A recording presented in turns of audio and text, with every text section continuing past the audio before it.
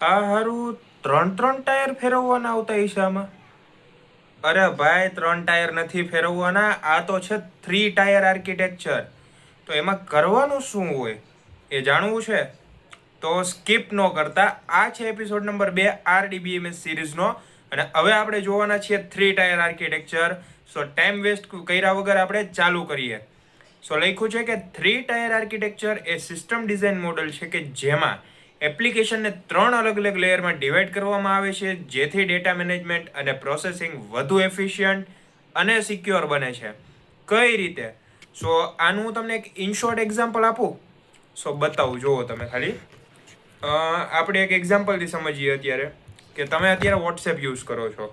સો વોટ્સએપની અંદર તમને એક એવી સ્ક્રીન બતાવતી હશે કે અહીંયા એક સર્ચ ઓપ્શન હશે અને અહીંયા બધા ચેટના નામ હશે તમારા ફ્રેન્ડ્સ લોકોના. સો એક ચેટનું ઇન્ટરફેસ થઈ ગયું. પછી અહીંયા એક બાર આવે કે જ્યાં અહીંયા હોમ બટન આવે, પછી અહીંયા સ્ટેટસ બટન આવે, અહીંયા પ્રોફાઇલ બટન આવે, ગમે આવતું હોય. સો આ જે વસ્તુ તમને જોવા મળે ને એને કહેવાય એપ્લિકેશન લેયર અથવા પ્રેઝન્ટેશન લેયર. પણ આને કહેવાય પ્રેઝન્ટેશન લેયર. એપ્લિકેશન લેયર થોડુંક અલગ છે. આને કહેવાય presentation layer. Presentation layer. Okay. So હવે આને કહેવાય પ્રેઝન્ટેશન લેયર. તો જે બીજું લેયર છે ને એપ્લિકેશન લેયર, એ કોને કહેવાય?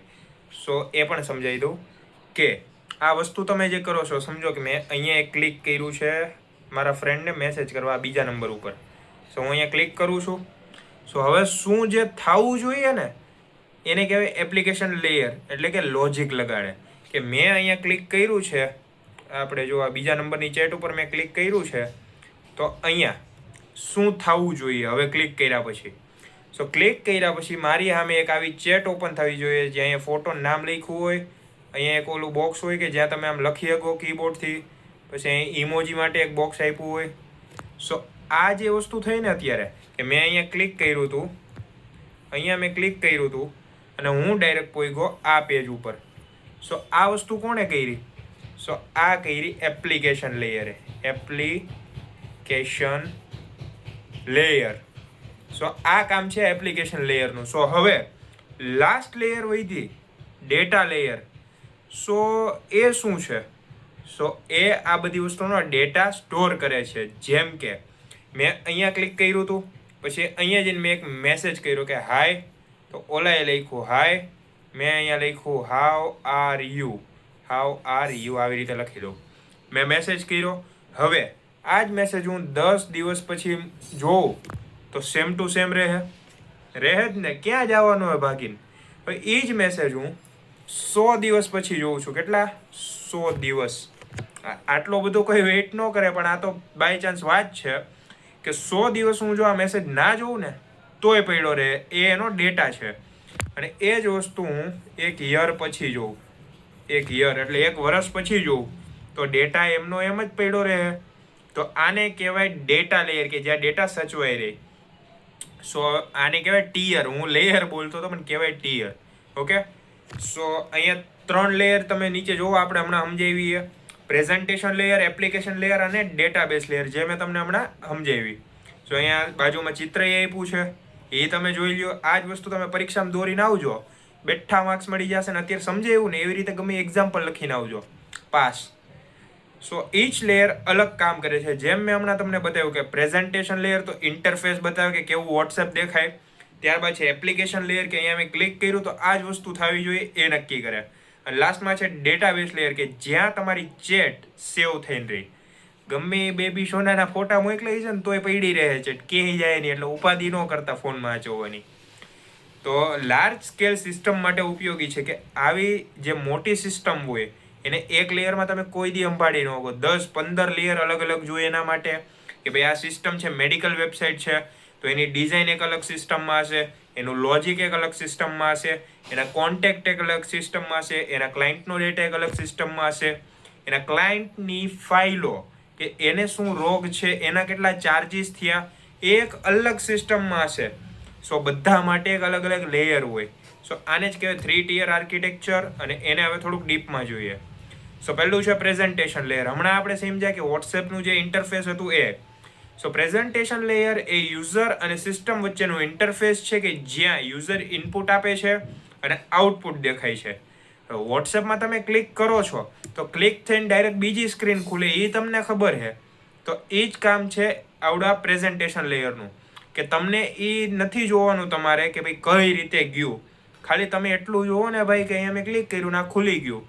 આમ ખાવ ગુટલી મતગીરો એના જેવું કામકાજ છે પ્રેઝન્ટેશન લેયરનું, કે હું જે કરું ને એ તમે ખાલી જુઓ, વાહેનો કોડ નો સમજો.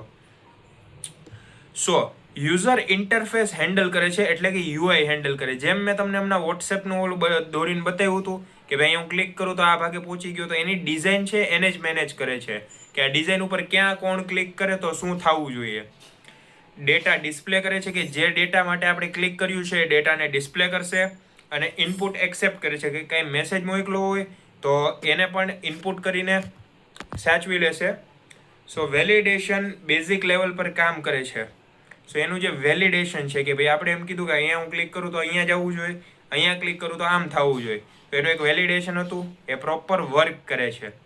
હવે છે એક્ઝામ્પલ લોગિન પેજ ને ફોર્મ પેજનું, કે જેમ કે લોગિન પેજ છે, હું કંઈક વસ્તુ એમાં નાખી મેં, સો એની અંદર જેટલો મેં ડેટા નાખ્યો હતો ને એ મેં ક્લિક કર્યો ને એટલે જ્યાં જવાનો હતો ને ડેટાબેઝમાં ત્યાં વયો ગયો.